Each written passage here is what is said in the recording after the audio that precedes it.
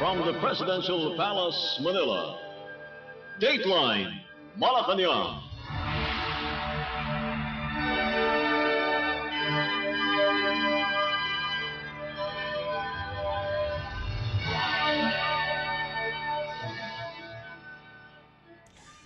Good day.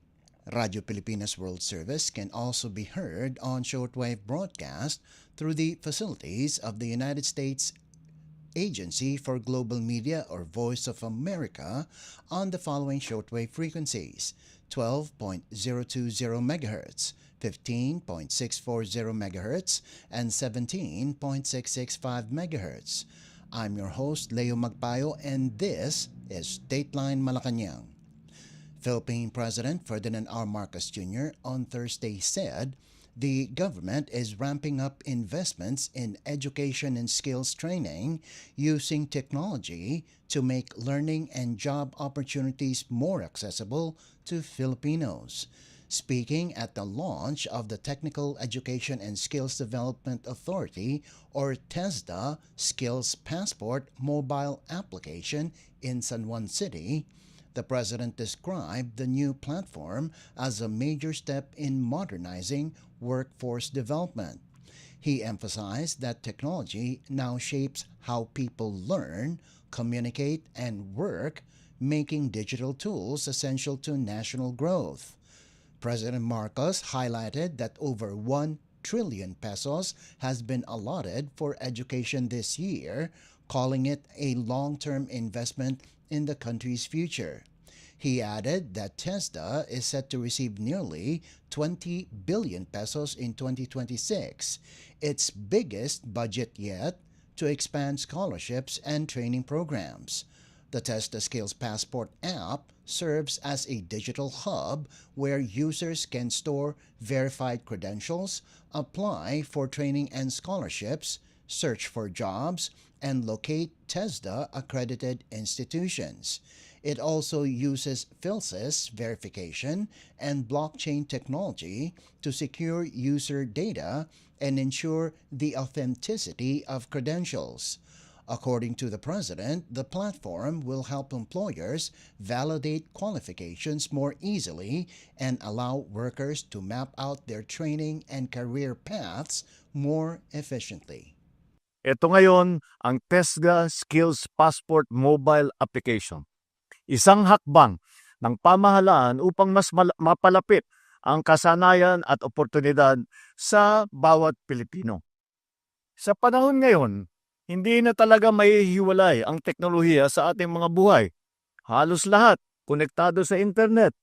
Halos lahat may access at gamit ang cellphone. Pag-aaral, pakikipag-usap, pati trabaho, digital na rin. Kaya't gagamitin natin ang teknolohiya at ang pagkakataong ito upang makasabay sa takbo ng panahon at mapalawak ang oportunidad para sa ating mga kababayan. Likas namang masipag at mabilidad ang manggagawang Pilipino. Ang kailangan lamang ay mas maraming oportunidad upang magamit ang kanilang galing at pagsisikap. Ang edukasyon at pagsasanay ang puhunan natin para sa isang maunlad na kinabukasan. Kaya, todo buhos ang aking administrasyon ng pondo at suporta para sa edukasyon. Lagpas sa 1 trilyong piso ang inilaan natin para sa edukasyon ngayong taon. Patuloy rin natin pinagtitibay ang suporta sa kasanayan at sa pagsasanay. Sa taong 2026, halos 20 bilyong piso ang inilaan ng pondo para sa TESDA. Ito ang pinakamalaking budget na kanilang natanggap upang mapalawak naman natin ang mga programa sa scholarship at saka mga skills training. The event was President Marcos's first public appearance since being diagnosed with diverticulitis on January 21st. The chief executive had previously limited his activities to meetings and paperwork inside Malacañang on his doctor's advice but continued performing his duties.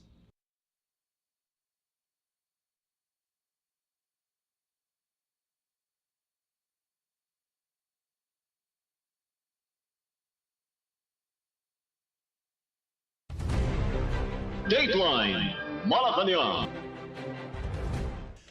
Philippine President Ferdinand R. Marcos Jr. is pushing for faster, wider, and more affordable internet access nationwide, calling digital connectivity a right, a necessity, and a lifeline that directly shapes how Filipinos learn, work, and access essential services. At the Philippine Telecommunications Summit 2026 in Pasay City, the President reaffirmed his administration's goal of ensuring reliable internet for all communities, especially those still struggling with weak signals and limited broadband coverage. President Marcos noted improvements in broadband and mobile internet speeds in recent years, but warned that persistent gaps from permit delays and right-of-way issues to fiber cuts and power interruptions continue to hinder progress. He stressed that these problems have real consequences, limiting education access, restricting economic opportunities, and slowing national development.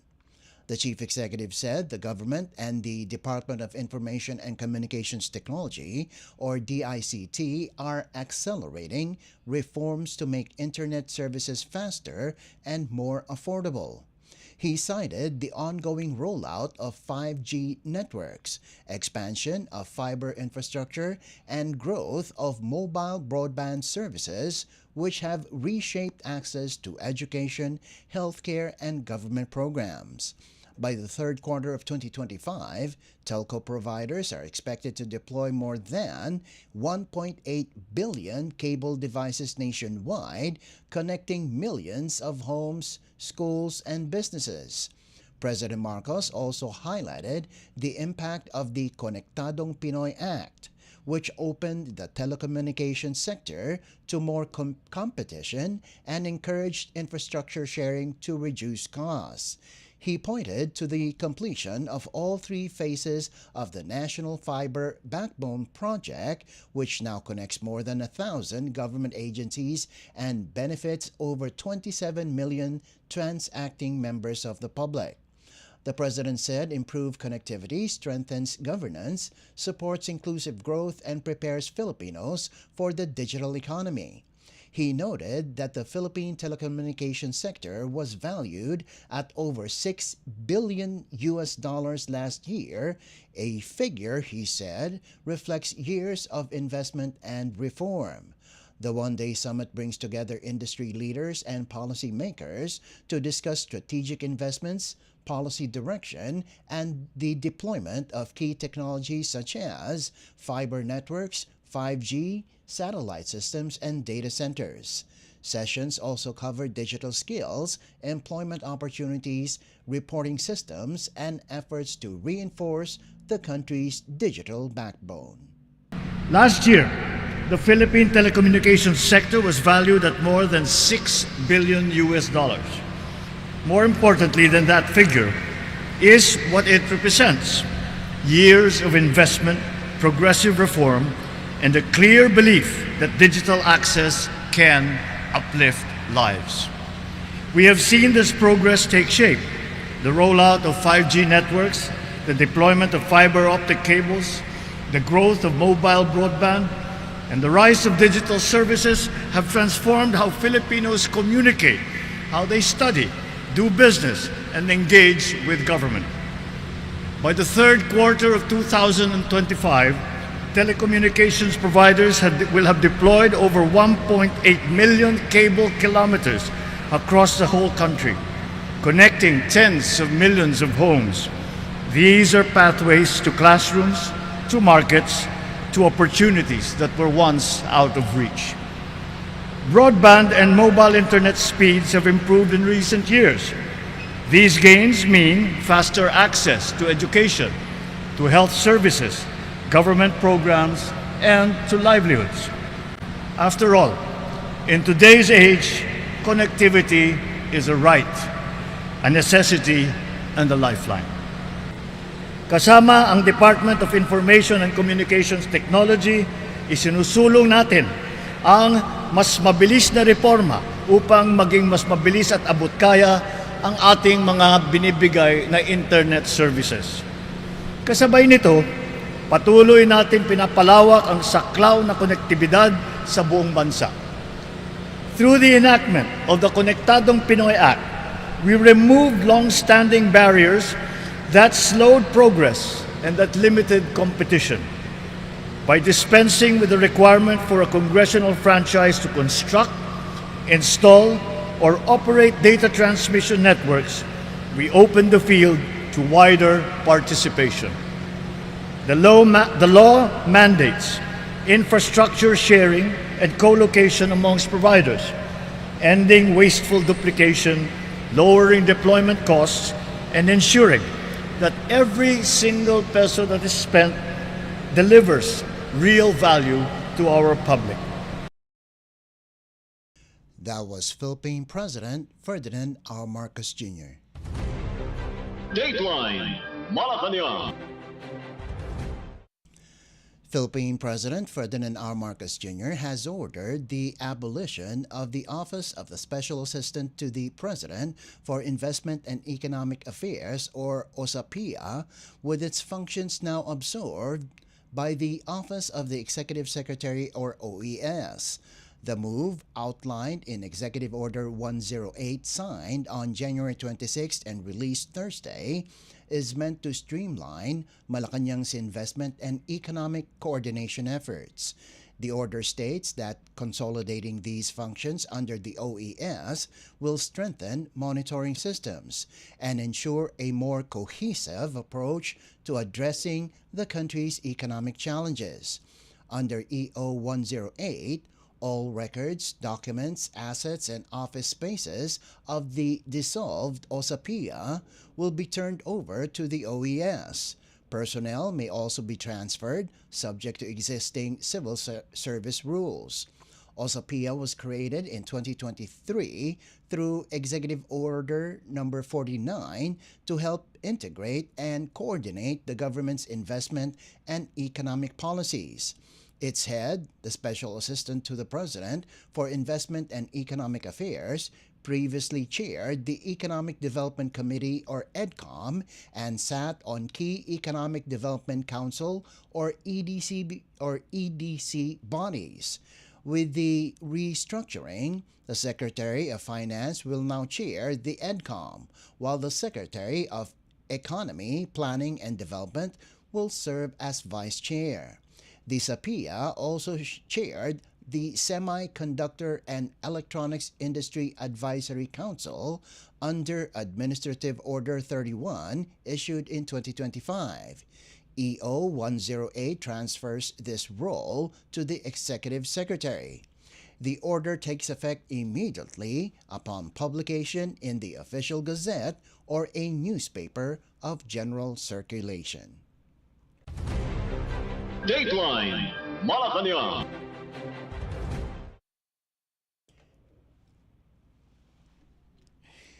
We interrupt our program to give way to a presidential event as Philippine President Ferdinand R. Marcos Jr. leads the groundbreaking ceremony of the pamantasan ng Lungsod ng Maynila College of Allied Health Sciences Building at the Ospital ng Maynila Medical Center in Malate, Manila. Mula sa Presidential Communications Office at Radyo Pilipinas, ito ang Presidential Live Event. Presidential Live Event. Ating butihing Mayor ng City of Manila, Mayor Isko Moret Maxi, upo po tayo. The honorable members of the House of Representatives who are here with us this morning, Manila Vice Mayor Angela Atienza, Maynila Medical Center Chief OIC Dr. Grace Padilla, the pamantasan ng Lungsod ng Maynila PLM University President Domingo Reyes Jr., fellow workers in government, other distinguished guests, ladies and gentlemen, good morning. Alam niyo po, totoo yung sinasabi ni Mayor na nung nagturo ang First Lady dito sa PLM, na siyang nagturo, siya yung naging professor sa abogasiya sa inyong law school. Sa dinami-dami, sabi niya, sa dinami-dami niyong naturuan ng mga estudyante sa iba't ibang eskwelahan, sabi niya, ang pinakamagaling at pinakamasipag na naging estudyante niya ay hindi dito galing sa PLM. Dahil, sabi, hindi ko nababanggitin yung mga ibang eskwelahan na naturuan niya. Pero sabi niya, yung mga iba, puro anak mayaman yung mga yun, mga spoiled. Dito, ang sisipag daw at talagang siniseryoso, dinidibdib na mabuti ang kanilang pag-aaral. Ay palagay ko, ganun din ang mangyayari dito sa inyong hindi pala hindi medical school eh. All the skills and all of the necessary training for all healthcare workers ay dadaan dito para nakakagulat na magkakaroon ng 5,000. Malalampasan ng gusto yung 300 nung nakaraan. Kaya naman napakasaya ko na makapunta dito sa okasyong na ito dahil itong araw na ito, sinagawa natin ang groundbreaking ceremony ng College of Allied Health Sciences Building ng PLM. Ito ay programa ng lokal na pamahalaan na magpapataas ng kalidad ng serbisyong pangkalusugan.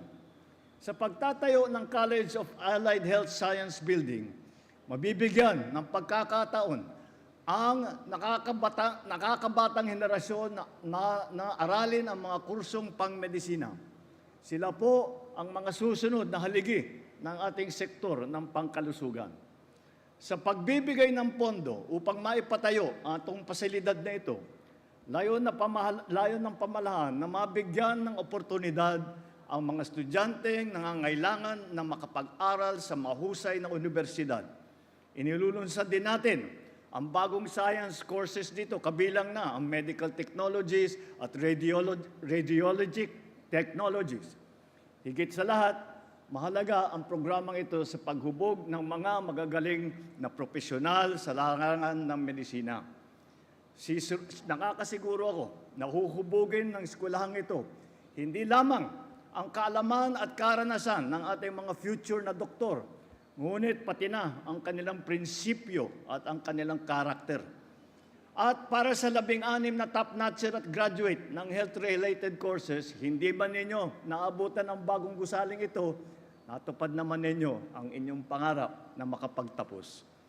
Naway magamit ninyo ang inyong natutunan upang maglingkod sa mga pasyente at mapapagaan ang kanilang pinapasan. Kailangan kayo ng ating bansa. Hangad din natin maging halimbawa ang proyektong ito upang magpalawak ang sakop at mapabuti ang kalidad ng edukasyon na ating hinahatid sa ating mga kababayan. Batid natin ang mga pagsubok na pilit na hinaharap ng ating mga kababayan. Kulang ang akses sa serbisyong medikal, kulang sa modernong teknolohiya at pasilidad sa mga ospital, kulang mga healthcare center at healthcare worker sa ating mga bayan. Kaya't bilang suporta ng pamahalaan, hindi bababa sa 500 bilyong piso ang inilaan natin sa budget ngayon upang maging mas epektibo ang ating health sector.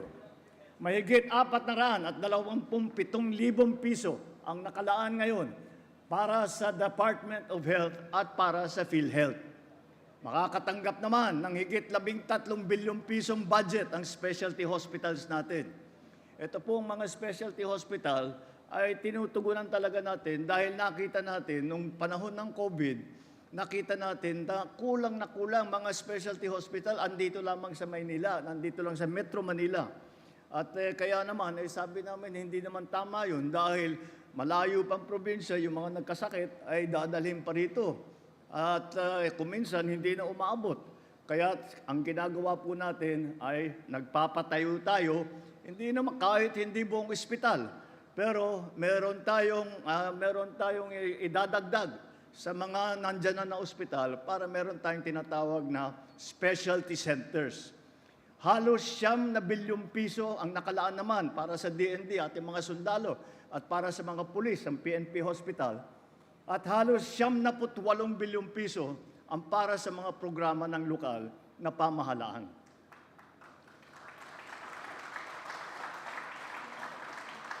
Para naman sa medical scholarship at tuition fee subsidy ng mga estudyante ng mga state university, naglaan din tayo ng higit 1 bilyong piso para tulungan ang ating mga estudyante.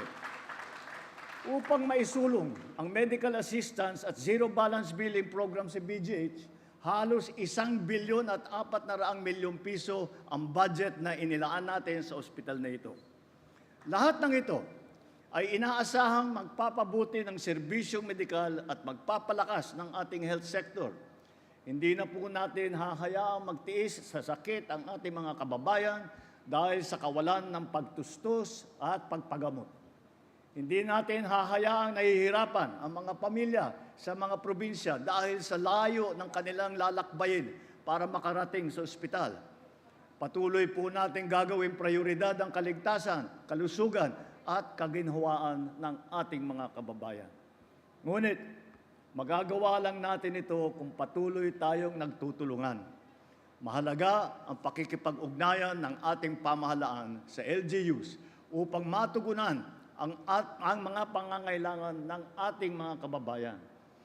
Katulad kanina, bilang suporta ng national government sa Baseco Hospital, nag-abot kami ng 15 milyong piso. Umaasa kami magagamit ito sa pagpaganda pa ng ospital. At nabanggit sa akin ni Jorme, sabi niya, ito yung katumbas nito ay 1 year supply ng mga gamot. So at the very least, 1 year tayong hindi na mag-aalala sa supply ng gamot. Bibisitahin din natin mga may ospital. Eto, nandito tayo sa Ospital ng Manila Medical Center. Noong nakaraang Setyembre, naitala ng OMMC ang pinakamaraming first patient encounter o bilang ng mga pasyenteng unang nakapagkonsulta sa ilalim ng ating YAKAP program. Congratulations! Patuloy ito.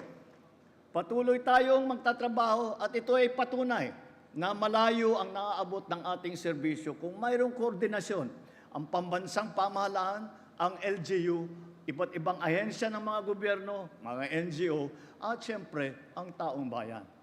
Sa puntong ito, nananawagan ako sa ating mga kababayan. Samantalahin ninyo ang mga programang ito upang mapangalagaan ang inyong mga sarili. Bukas po ang mga serbisyong ito para sa lahat, lalo na sa higit na nangangailangan. Dahil ang kalusugan ninyo patuloy nating tututukan.